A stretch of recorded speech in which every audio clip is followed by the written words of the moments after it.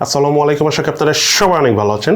এই মুহূর্তে entry level mid range বাজেটের জাতীয় প্রসেসর স্ন্যাপড্রাগনের 680 দিয়ে ভিভো বাংলাদেশ মার্কেট নিয়ে এসেছিল ভিভো Y21T এই মোবাইলটির আজকে কিন্তু ফুল রিভিউ ভিডিও থাকছে। বাট তার আগে একটা ইনফরমেশন আপনাদেরকে একদম ক্লিয়ার করে দিই, সেটা হলো এই মোবাইলটি যেটা ইন্ডিয়ান মার্কেটে লঞ্চ হয়েছে ভিভো Y21T, তাতে কিন্তু 90Hz রিফ্রেশ রেট রয়েছে এবং তার পাশাপাশি ফুল HD প্লাস রেজলিউশন দিয়ে এসেছে। কিন্তু বাংলাদেশ মার্কেটে ভিভো Y21T এই মোবাইলটি অফিসিয়ালি কোনো প্রকার হাই রিফ্রেশ রেট অর্থাৎ 90Hz রিফ্রেশ রেট নেই এবং তার পাশাপাশি HD প্লাস রেজলিউশন দিয়ে এসেছে। সো এই ইনফরমেশন দুটো কিন্তু একদম মনে রাখবেন এবং এই মোবাইলটি কিন্তু আমাদের কাছে বেশ কিছুদিন ধরে রয়েছে এবং আজকে নিয়ে এসেছি মোবাইলটির বিস্তারিত রিভিউ এবং সম্পূর্ণ ভিডিও জুড়ে। সঙ্গে থাকবে আমি ফারাবি, আপনারা দেখছেন প্রযুক্তি। চলুন তাহলে শুরু করি।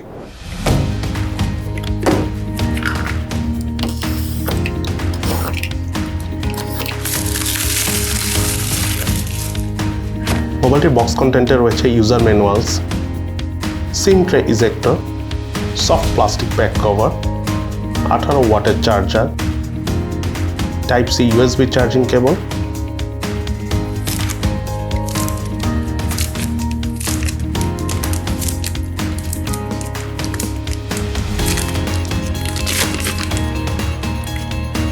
এবং ভিভো Y21T মোবাইলটির ডিজাইন এবং আউটলুকের কথা বলতে গেলে দেখতে অনেকটা ভিভো এর এন্ট্রি লেভেল বাজেট রেঞ্জের অন্যান্য ফোনের মতোই। প্লাস্টিক ফ্রেম দ্বারা তৈরি মোবাইলটির রিয়ার প্যানেলে রয়েছে গ্লসি গ্লাসের ফিনিশিং দেয়া এবং এই রিয়ার প্যানেলটি কিন্তু খুব ফিঙ্গারপ্রিন্ট ম্যাগনেটিক, অর্থাৎ খুব সহজেই হাতের ছাপ পড়ে যায় মোবাইলটির রিয়ার প্যানেলে। সে সাথে মোবাইলটির রিয়ার প্যানেলে রয়েছে 50 মেগাপিক্সেলের মেইন ক্যামেরা সহ ট্রিপল ক্যামেরা সেটআপ। আমার হাতে থাকা এই মোবাইলটির কালার ভেরিয়েন্টের নাম হলো পার্ল হোয়াইট। এই মোবাইলটির আরেকটি কালার ভেরিয়েন্ট রয়েছে, সেটার নাম হলো মিডনাইট ব্লু। মোবাইলটির ইনহ্যান্ড ফিলের কথা বলতে গেলে 6.51 ইঞ্চির ডিসপ্লে সহ মোবাইলটির থিকনেস হলো 8 মিলিমিটার এবং ওয়েট হলো 182 গ্রাম। ওভারঅল হালকা পাতলা এবং স্ট্যান্ডার্ড সাইজের এই মোবাইলটি সিঙ্গেল হ্যান্ডে বেশ কমফোর্টেবল ভাবে ইউজ করা যায়। বাটন এবং পোর্টসের কথা বলতে গেলে মোবাইলটির রাইট সাইডে রয়েছে ভলিউম রকার এবং পাওয়ার বাটন এবং এই পাওয়ার বাটনটি সাইড মাউন্টেড ফিঙ্গারপ্রিন্ট স্ক্যানার হিসেবে কাজ করে। মোবাইলটির লেফট সাইডে কিছু নেই। মোবাইলটির উপর অংশে রয়েছে সিম কার্ড ট্রে, যাতে দুটি সিম কার্ডের পাশাপাশি ডেডিকেটেড ভাবে মেমোরি কার্ড ইউজ করার অপশনও রয়েছে। মোবাইলটির নিচের অংশে রয়েছে main speaker, primary mic, USB type C charging port এবং 3.5mm হেডফোন জ্যাকের পোর্ট।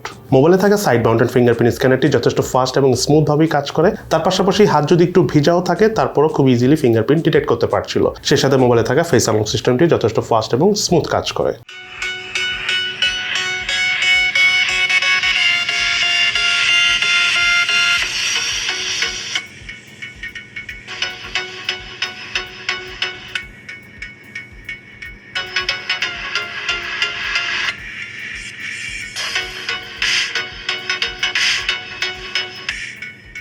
এই মোবাইলটির বটম ফেসে রয়েছে সিঙ্গেল মেইন স্পিকার। ওভারঅল এই মোবাইলের স্পিকার পারফরমেন্স আমার কাছে আপ টু দ্য মার্কই লেগেছে, যেটা সত্যি কথা।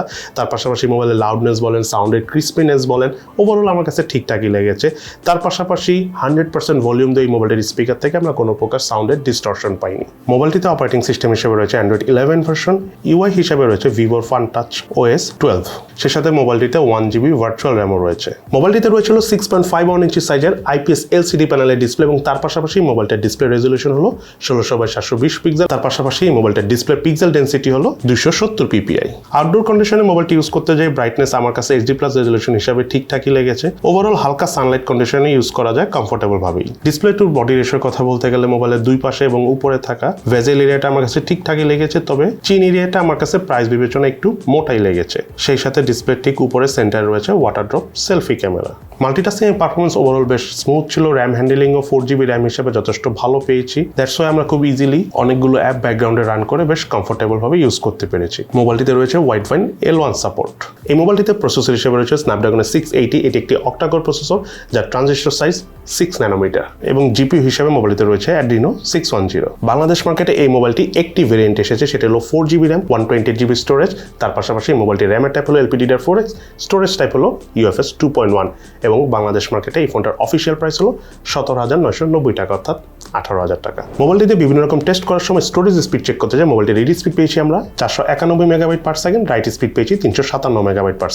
আন্তত স্কোর পেয়েছি আমরা 2,53,148, বেঞ্চমার্ক স্কোর পেয়েছি আমরা সিঙ্গেল করে 386, মাল্টি করে 1564।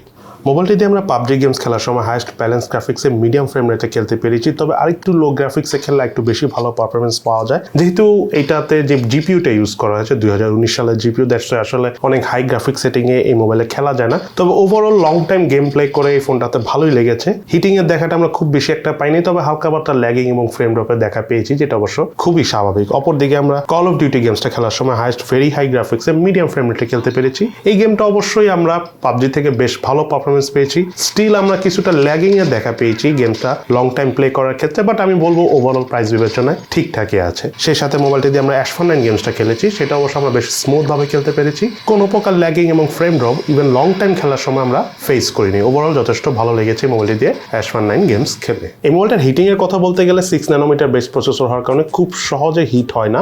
আপনি যদি এক্সট্রিম পরিমাণে ভিডিও দেখে থাকেন বা মোবাইল ডাটা দিয়ে ইন্টারনেট ইউজ করে ভিডিও দেখেন, সেক্ষেত্রে ফোনটা হিট হয়, বা লং টাইম গেম প্লে করার সময় ফোনটা হালকা পাতলা হিট হয়, তবে কিছুক্ষণ সময় দিলে আবার আগের মতো ঠান্ডাও হয়ে যায়। এই মোবাইলটি রিয়ার প্যানেলে রয়েছিল ট্রিপল ক্যামেরা সেটআপ, যার মেইন ক্যামেরা হলো 50 মেগাপিক্সেল 1.8 অ্যাপারচারে, যাতে সেন্সর হিসেবে ইউজ করেছে স্যামসাং এর আইসোসেলের N1 সেন্সর। বাকি দুটি ক্যামেরা হলো 2 মেগাপিক্সেল করে 2.4 অ্যাপারচারের ম্যাক্রো সেন্সর ক্যামেরা এবং টেপ সেন্সর ক্যামেরা। রিয়ার প্যানেলের মেইন ক্যামেরাগুলো দিয়ে ছবি তোলার সময় অবজেক্ট খুব ইজিলি ফোকাস করা যাচ্ছিল না। ম্যাক্রো মোডে অবশ্য ভালোভাবেই ফোকাস করা যাচ্ছিল, বাট ওভারঅল প্রায় সবগুলো ক্যামেরা দিয়ে ছবি তোলার সময় ছবিগুলো ওভার এক্সপোজড করে ফেলছিল। পাশাপাশি কালার টোন একদম ফ্যাকাশে করে ফেলছিল। ডায়নামিক রেঞ্জ অবশ্য ঠিকঠাক ধরে রাখতে পারছিল। ওভারঅল ক্যামেরা পারফরমেন্স আমার কাছে পুরোপুরি হতাশ করে দিয়েছে এই প্রাইস বিবেচনার ফোন হিসাবে। সত্যি কথা বলতে একদমই ইউজলেস লেগেছে এই মোবাইলটি রিয়ার প্যানেলে থাকা ক্যামেরাগুলোর পারফরমেন্স। সেই সাথে মোবাইলটিতে হাইয়েস্ট 1080p 30 ফ্রেম পার সেকেন্ডে ভিডিও শুট করার অপশন রয়েছে, তবে ভিডিওর পারফরমেন্স ওভারঅল আমার কাছে একদমই মোটামুটি লেগেছে। 10-12 হাজার টাকা ফোনের মতোই পারফরমেন্স পেয়েছে এই মোবাইলটি দিয়ে ভিডিও শুট করে। এবং এই মোবাইলটির ফ্রন্ট প্যানেলে রয়েছে 1.8 অ্যাপারচারের 8 মেগাপিক্সেলের সেলফি ক্যামেরা। সেলফি ক্যামেরার পারফরমেন্স আমাকে একদমই হতাশ করে দিয়েছে। রিয়ার প্যানেলে থাকা মেইন ক্যামেরার মতো ছবি তোলার পর ছবিগুলো অনেক ওভার এক্সপোজড করে ফেলছিল। পোর্ট্রেট মোডে ডায়নামিক রেঞ্জ ধরে রাখতে পারলেও কালার টোন একদমই ফ্যাকাশে আসে। মোবাইলটিতে রয়েছে camera two API support, so আপনি চাইলে ম্যানুয়াল ক্যামেরা অর্থাৎ জি ক্যাম ইউজ করতে পারবেন। ভিভো Y21T মোবাইলটিতে রয়েছে 5000 mAh ব্যাটারি এবং সাথে রয়েছে 18 ওয়াটের ফাস্ট চার্জার। এই মোবাইলটি আমাদের সম্পূর্ণ চার্জ করতে প্রায় 2 ঘন্টা 45 মিনিট থেকে 3 ঘন্টার মতো সময় লেগেছে, তবে একবার চার্জ করার পর আমরা প্রায় 1.5 দিন থেকে 2 দিনের মতো চার্জ ব্যাকআপ পেয়েছি হালকা পাতলা এবং বেসিক ইউজ করে। অপরদিকে আমরা হেভি গেমিং বা হেভি লং টাইম ভিডিও দেখে এই মোবাইলটি থেকে স্ক্রিন অন টাইম অর্থাৎ চার্জ ব্যাকআপ পেয়েছি প্রায় 6 থেকে 6.5 ঘন্টা অর্থাৎ 7 ঘন্টার মতো বলতে পারেন। এই মোবাইলটিতে রয়েছে 4G সাপোর্ট, তার পাশাপাশি 2.4 GHz 5 GHz দুটি সাপোর্ট করে এবং সেই সাথে মোবাইলটিতে বিল্ট ইন FM রেডিও রয়েছে। এবার চলুন আমরা জেনে নিই এই মোবাইলের কি ল্যাকিংস অর্থাৎ দুর্বলতা রয়েছে এবং তার পাশাপাশি মোবাইলের কি বেস্ট সাইড অর্থাৎ ভালো দিক রয়েছে। প্রথমে চলুন আমরা জেনে নিই এই মোবাইলটির কি ল্যাকিংস অর্থাৎ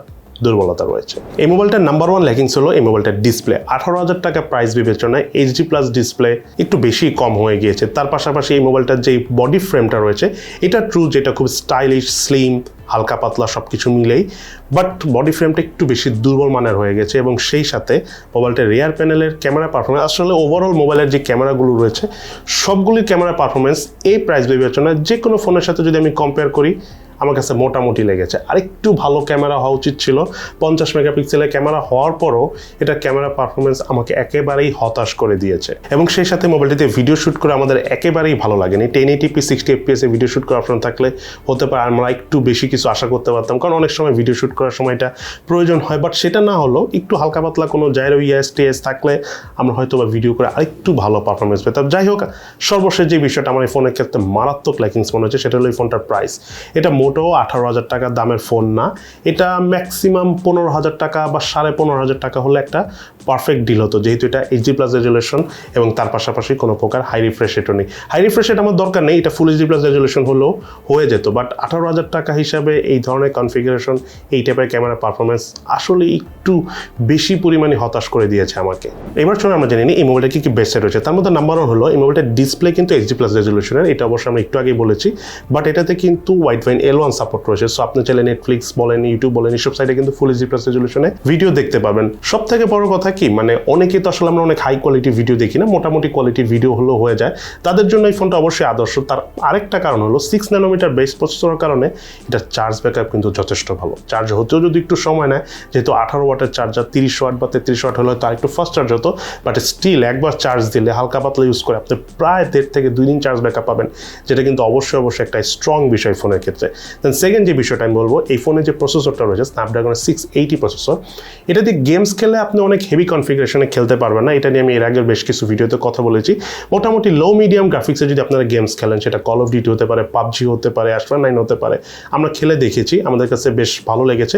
সো আপনারা লো মিডিয়াম গ্রাফিক্সে যদি এই মোবাইলটি দিয়ে গেমস খেলেন, বেশ ভালো পারফরমেন্স পাবেন। সব থেকে বড় কথা, এটা চার্জ ব্যাকআপ অনেক ভালো, তো সো লং টাইম গেম খেলা যায় এবং হিটিংটা একটু কম হয় এই ফোনে। দেন সর্বশেষ দুইটা জিনিস আমার এই ফোনের ক্ষেত্রে খুবই ভালো লেগেছে, সেটা হলো এই ফোনটাতে যে স্পিকারটা রয়েছে বটম ফেসে, যদিও এটা স্টেরিও স্পিকার কিনা আমি কনফার্ম না, বাট এটার স্পিকার পারফরমেন্স কিন্তু খুবই ভালো।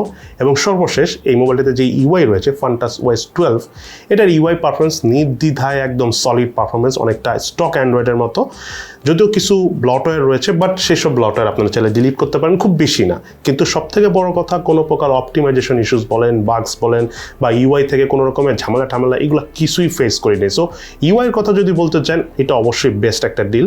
এবং তার পাশাপাশি আপনারা যদি লো মিডিয়াম গ্রাফিক্সে গেম খেলেন বা হালকা পাতলা একটু কম রেজুলেশনের ভিডিও দেখলে যদি আপনাদের প্রবলেম না হয়, তাহলে সব দিক বিবেচনা আপনাদের কাছে এই ফোনটা অবশ্যই ভালো লাগার মতো একটা ফোন।